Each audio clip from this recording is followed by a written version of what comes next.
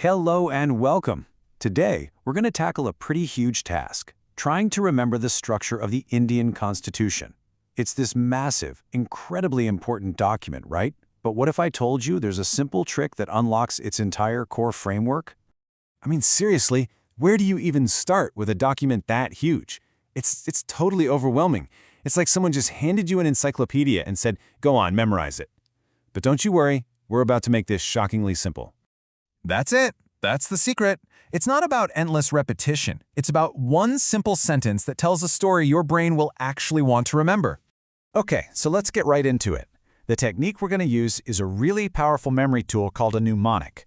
Basically, we're turning a complex list into a simple narrative. It's like a key that unlocks everything. Okay, here it is. This one sentence is our magic key. I know, it sounds a little quirky, right? But trust me, every single word, and sometimes even just a letter, is a perfect signpost for a specific part of the Constitution. And get this, it's all in the right order. So you ready? Let's break this thing down. So, we'll start with the first leg of our journey. You can fly directly from. Just these 5 words, they cover the absolute foundations of India, the state itself, and the rights and duties of all of us. First up, U. That stands for the Union and its territory. This is part 1. Just think of it like the actual map of India, defining all the borders and the states that make up the whole country. Next we have CAN. This one's easy. It stands for Citizenship, which is part 2. It answers that really basic question, who can be a citizen of India? It's all about our identity, our legal status, the whole shebang. And then we get to fly. This represents our fundamental rights in part 3.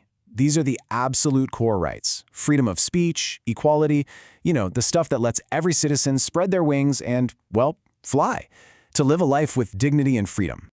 The word directly points us straight to part 4, the Directive Principles of State Policy, or DSPS. Now think of these less like strict rules for us and more like a moral compass for the government. They're a set of directions to guide the state toward building a better, fairer society. And this first phrase wraps up with from, which stands for our fundamental duties in Part 4A. It's a great way to remember it. If rights are what the country gives to us, then duties are what we give back. These are the responsibilities that flow from us as citizens to the nation. All right, let's keep it moving.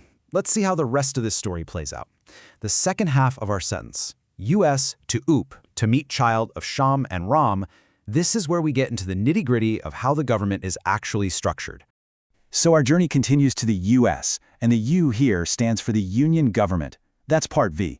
This is the big stuff. Parliament, the President, the central government that runs the whole country.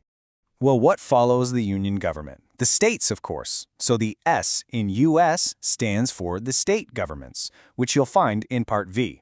This part lays out how governance works at the state level. Governors, legislatures, all of that. Now, you might be thinking, hey, what about Part 7? Well, there's no word for it in our sentence, and that's on purpose. Part 7 was actually repealed way back in 1956, so we just leave a little blank space in our story to remember that it's gone. Pretty clever, huh? Okay, next up, our journey takes us to UP. The U in this case stands for Union Territories, which are covered in Part 8. These are places like Delhi or the Andaman and Nicobar Islands that are run directly by the central government. And this is a really brilliant way to keep all those levels of government straight.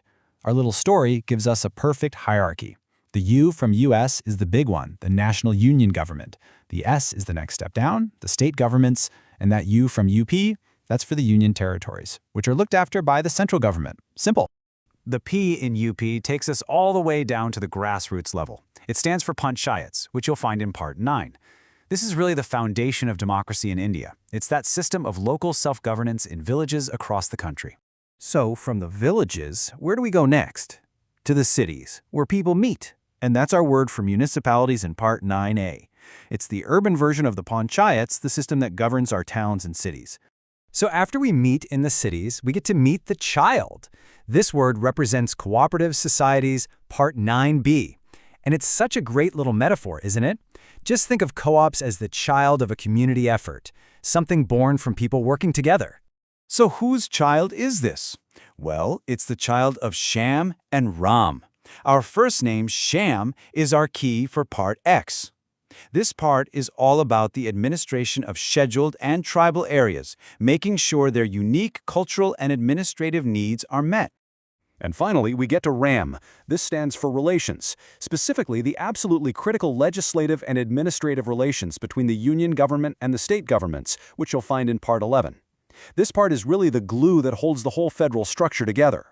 And just like that, you've done it. You've basically built a memory palace for the Indian Constitution.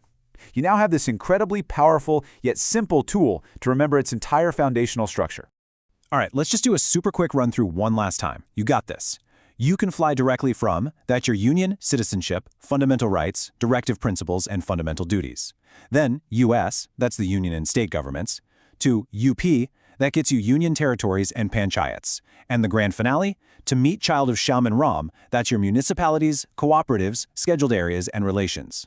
See how it all just clicks into place? It's awesome. You know, you really don't have to be intimidated by the size of the Constitution anymore. You have the key. So the only question left is, which door are you going to open first? What part of this incredible document are you going to dive into now?